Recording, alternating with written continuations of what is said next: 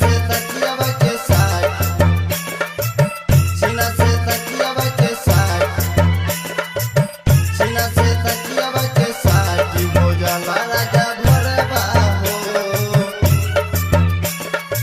सीना से तकिया के साथ हो जाला राजा भरवा हो। सैया गौना करा के जब से गईला तब से हमरो खबर नहीं लैला। सैया गौना करा के जब से गईला तब से हमरो खबर नहीं लैला हो। मनी बेचैन नहीं ना रोबे रुके नहीं लोरबा हो। मनी बेचैन नहीं ना रोबे रुके नहीं लोरबा हो। सीना से तकिया के साथ हो जाला राजा भोरबा हो। सीना से तकिया के साथ हो जाला राजा भोरबा हो। सीना से तकिया के साथ हो जाला राजा भोरबा हो।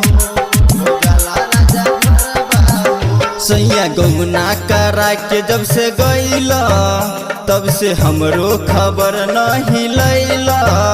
सैया गौना करा के जब से गईला तब से हमरो खबर नहीं लैला हो। मनी बेचैन नहीं ना रोबे रुके नहीं लोरबा हो। मनी बेचैन नहीं ना रोबे रुके नहीं लोरबा हो। सीना से तकिया के साथ हो जाला राजा भरबा हो। सीना से तकिया के साथ हो जाला राजा भरबा हो। सीना से तकिया के साथ हो जाला राजा भरबा हो। Singing by Yadav Amlesh. सीना से तकिया के साथ, सीना से तकिया के साथ हो जाला राजा भरबा हो।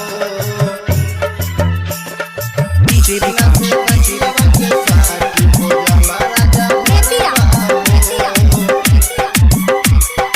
पल पल याद बस तोहरे सताबे सोर हो सिंगार राजा मन मोन भावे।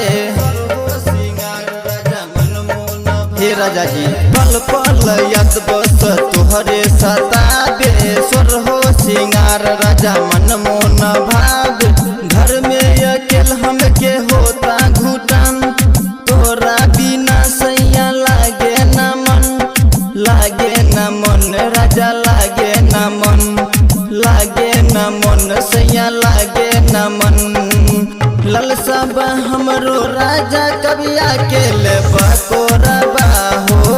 ललसा बा हमरो राजा कभी अकेले बकोरबा। सीना से तकिया के साथ हो जाला राजा भोरबा हो। सीना से तकिया के साथ हो जाला राजा भोरबा हो। सीना से तकिया के साथ हो जाला राजा भोरबा हो।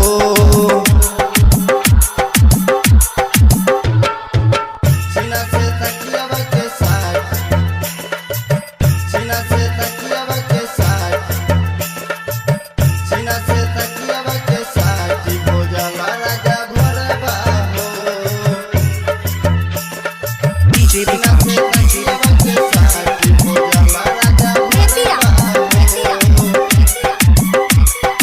अब की तो छुट्टी लेके आवे के परी नहीं तो यमलेश जी जीव मोरा जरी। हे राजा जी अब की तो छुट्टी लेके आवे के परी नहीं तो यमलेश जी जीव मोरा जरी। करे लकी प्यारे बोला साफे साफ तोरा के राजा कबो करब न माफ। करब न माफ राजा करब न माफ। करब न माफ राजा करब न माफ। हर साल चिट्ठी भेजेला संजैया मुकेश हो। हर साल चिट्ठी भेजेला विजैया अवधेश हो। सीना से तकिया के साथ हो जाला राजा भोरबा हो। सीना से तकिया के साथ हो जाला राजा भोरबा हो।